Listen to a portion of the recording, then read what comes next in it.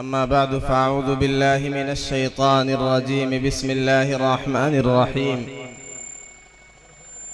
या अय्युहल्लज़ीना आमनू क़ू अनफुसकुम व अहलीकुम नारन वक़ूदुहा अन्नासु वल हिजारा अलैहा मलाइकतुन ग़िलाज़ुन शिदादुन ला यअसूना अल्लाह मा अमरहुम व यफ़अलूना मा युअमरून सदक़ल्लाहुल अज़ीम। इंतहाई वाजिबुल एहतराम स्टेज पर रौनक अफरोज़ उलमाए किराम,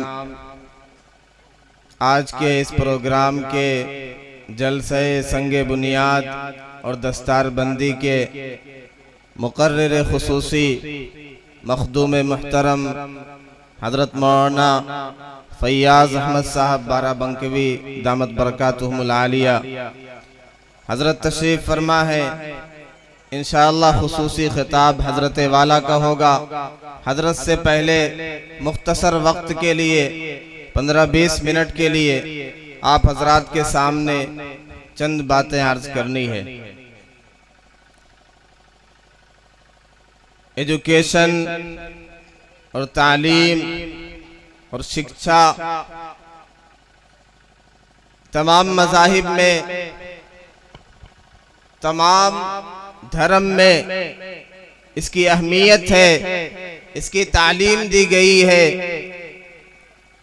इसे हासिल करने पर इनकरेज किया गया है और जोर दिया गया है। लेकिन तालीम की अहमियत पर और तालीम की फजीलत पर जिस तरह इस्लाम ने रोशनी डाली और तालीम को जितना अहम कुरान ने और आका सल्लल्लाहु अलैहि वसल्लम ने बयान किया, इसकी नज़ीर और मिसाल दुनिया में कहीं नहीं मिलती। आज दुनिया के सारे इंसान मजमूई तौर पर सब ये मानते हैं कि दुनिया में अगर अमन चाहते हैं, दुनिया में अगर तरक्की चाहते हैं, दुनिया में अगर कामयाबी और कामरानी चाहते हैं तो तालीम से वाबस्ता होना पड़ेगा, एजुकेशन को अपनाना होगा। इस रास्ते को अपना करके दुनिया तरक्की कर सकती है। लेकिन इस्लाम ने सबसे ज्यादा तालीम पर जोर दिया। ये जलसा संगे बुनियाद का है। एक मदरसे की बुनियाद डाली जाएगी और डाली जा चुकी है। अकाबिरीन के मुकद्दस और मुबारक हाथों के जरिए से यहाँ तालीम दी जाएगी। यहाँ से इल्म का नूर तक़सीम किया जाएगा जो दुनिया में फैलेगा, जिससे दुनिया वालों को रोशनी मिलेगी। इसलिए मैं इस मौजू पर इख्तिसार के साथ बात करना चाहता हूँ। लेकिन तालीम दो तरह की है।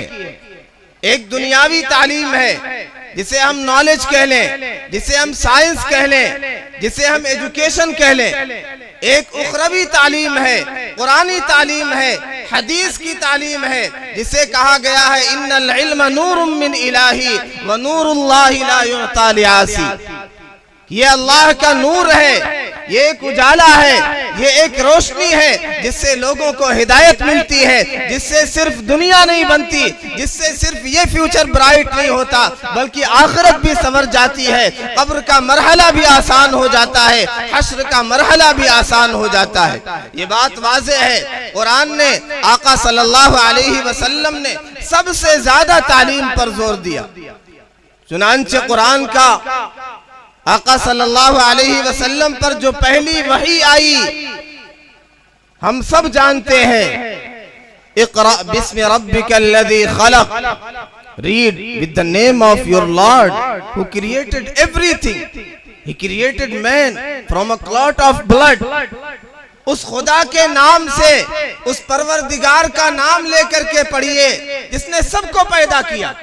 अल्लज़ी खलक़ कुल्ल शै, हर चीज को पैदा किया। सबसे पहले अल्लाह ने ये नहीं कहा परफॉर्म सलाह, नमाज पढ़ो, कीप फास्ट, रोजा रखो। नहीं, सबसे पहले जो हुक्म दिया इक़रा बिस्मि रब्बिकल्लज़ी खलक़, पढ़िए उस परवरदिगार का नाम लेकर के। सबसे पहले तालीम की बात की गई। और कौन सी तालीम? वो तालीम, वो मुबारक और मुकद्दस तालीम जो अल्लाह के नाम से शुरू हो, जिसका आगाज अल्लाह के नाम से हो। वो तालीम जिसके लिए इस मदरसे की संगे बुनियाद का ये जलसा रखा गया है। जो मदारिस में दी जाती है, जो मसाजिद में तालीम पढ़ाई जाती है, वो तालीम, उसका तस्करा है। दुनियावी तालीम की हम मुखालिफत नहीं करते, हम इसे अपोज नहीं करते। We say that every kind of education we appreciate it, हम इसकी तारीफ करते हैं। लेकिन जहां से इब्तिदा होनी चाहिए वो इब्तिदा और बुनियाद होनी चाहिए जो कुरान कहता है, जो आका सल्लल्लाहु अलैहि वसल्लम का फरमान कहता है, यहां से तालीम की इब्तिदा और आगाज होनी चाहिए। एक वाकया सुना करके बात को समेटता हूं। शेख सादी रहमतुल्लाह अलैह ने चंद नौजवानों का तस्करा किया।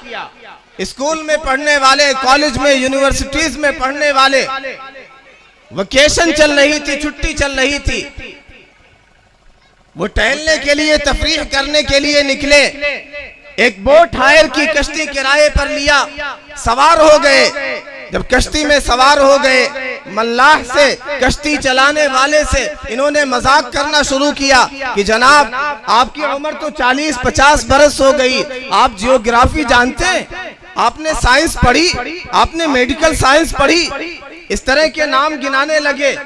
बहुत खूब। उसने कहा मैंने तो पहली मर्तबा ये सारे नाम सुने, मैंने जियोग्राफी, ये सारी चीजें, तो मैं इसका नाम भी नहीं ले सकता। मैं देहात का रहने वाला, मेरे बाप दादा कश्ती चलाते थे, मैं भी कश्ती चलाकर अपना पेट पालता हूँ, मैं ये सारी चीजें नहीं जानता, ये सारे उलूम मैं नहीं जानता।